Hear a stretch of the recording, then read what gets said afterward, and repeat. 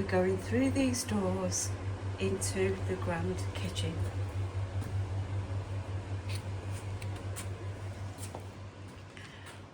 Welcome back to No Ordinary Home, the English Manor House that dates back to 1658. We are now entering the engine room of the house. This is the grand kitchen. Now, why is this kitchen grand, you might be thinking? Well, I'm going to tell you.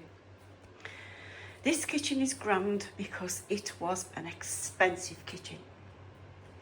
This is no ordinary kitchen, and I'll show you why in a minute. Firstly, you can see it's an unusual design. All sort of carved out, little carved drawers, and then over the Aga is this like gorgeous fireplace. You can just see the attention to detail, these corbels on here, and this is why this kitchen is special. It was handmade by Clive Christian. Now, for those of you who don't know, Clive Christian is one of the most luxurious kitchens you could possibly own. It just feels normal to me, to be honest. I can't see this big massive difference, but obviously those in the know, they will see what it is. Some differences, of course, these strange additions, are that every drawer is made by a special technique. So I'll just show you that.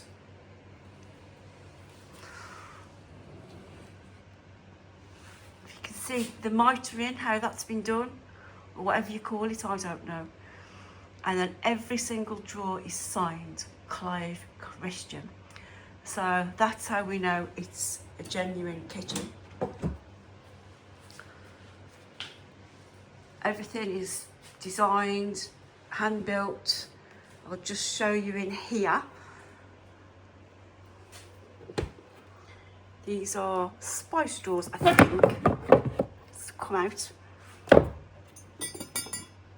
Spice drawers, or coffee grinds, I don't know, coffee beans, maybe. Little hidden aspect in that mantelpiece. Now, the person that owned this kitchen before had very, very expensive tastes. And unfortunately, because of this, they sort of, I think, we don't know, ran out of money. She left me that. Great.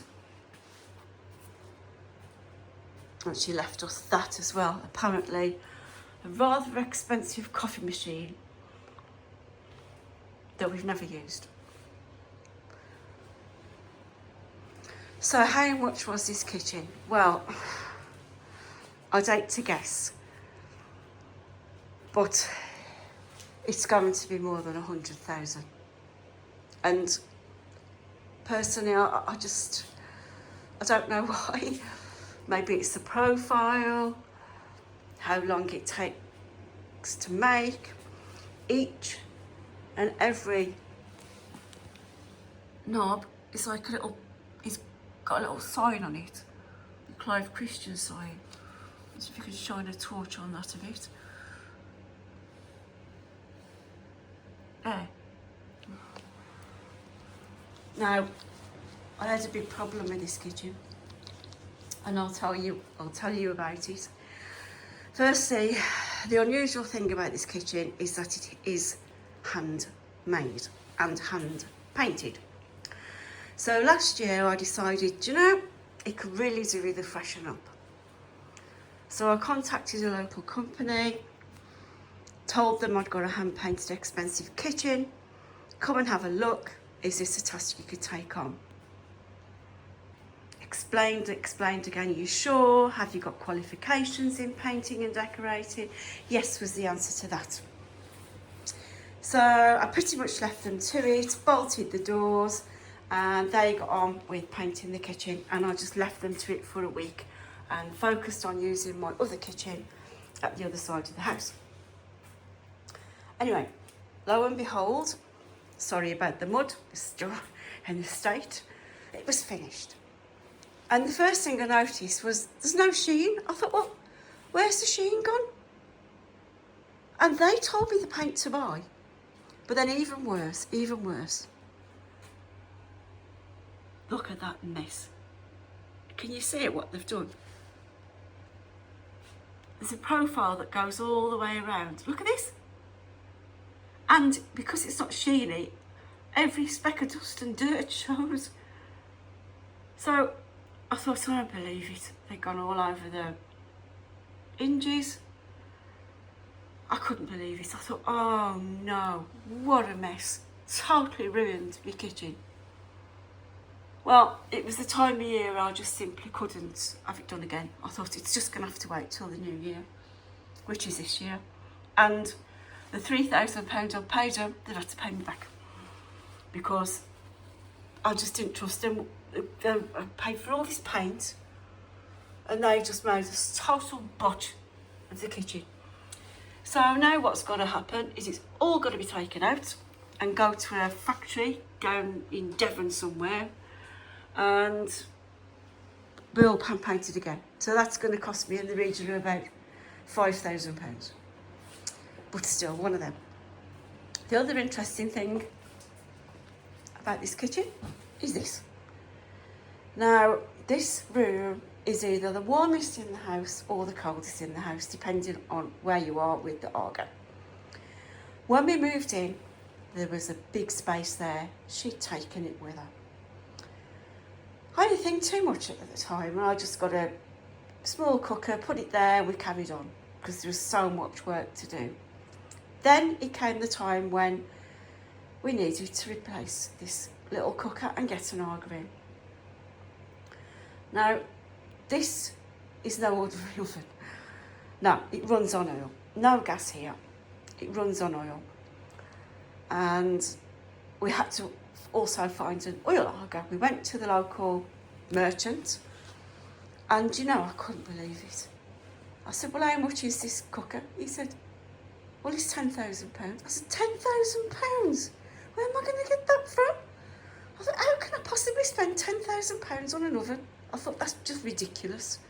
So anyway, it had to wait. There was more priority jobs. Eventually we found a reconditioned one, and it's gorgeous. I absolutely love it. I've cooked one thing on this, a jacket potato in that oven, because there's no regulators. You've got a hot oven, a medium oven, another lower temperature oven, and I think just a warming oven, I don't know. So I put in the jacket potato. You can't smell a thing because all the smell goes up the flue. And I fetched it out. I thought, oh my God, what's that smell? Oh, there was a slug inside the middle. I thought, that's me. I'm not cooking on that again, never. Now, one funny story. I came back lunchtime from work, and I could hear all this funny fluttering in that flue. And I thought, where's this? And I opened the little grill, as you can see. I couldn't see a thing. I thought, oh, there must be a bird on the top. So I went away, I come back 2 hours later. Honest to God, there was a blackbird sitting, poking his head out of the... I thought, I don't believe it. So I managed to get him out. I mean, if ever the oven had been on, it would have been cooked, obviously. But I managed to get him out, and he was squawking his head off. But yeah, I let him go. I was proud of that. I was very proud of that. So I'll just have another quick flick around the cupboard and see what you can see. There's my teapot collection. We love these little lamps all over the place. As you know, the man of the house is from the potteries, so we've got a lot of pottery. Be great when this kitchen's repainted again, I think. That'll be really good. Dishwasher, absolutely up the swanny, so that's out of action. Cooker still works, thank goodness. So the only other thing I've got to tell you about this room is the walls. Now, if you look at the walls, they are bricks. Well, they are not bricks. They are tiles. I had them put in. I always just wanted brick fascias, and I had them put in. It took about 2 weeks, cost a lot of money, but that's what I wanted to do that year. I said, no, I want these, they're called brick slips. I wanted these brick tiles, and I just think they really, really do finish this room. I think they look amazing, absolutely amazing. Anyway, I've got one final thing to show you today, and this is going to be a sneak peek into the secret 1930s Art Deco theatre, which is my project, and it will be coming up in the future, so keep on watching. Make our way through the servants and butlers hall, past these lovely tapestries. There will be a tour about those and explanations to what they actually are. Through the room I'm not allowed to go into. It's the Manor House's library, very Harry Potter-esque, but no, I'm not allowed in here, and neither is the dog. But just look through here, and this is the door, the other door to this gorgeous, gorgeous room, which I totally love. I spent a lot of time sourcing this. Look, and you can see these lovely red theatre seats, and there is a stage. We have a stage, so I'll be showing you that in a future video. See you all soon.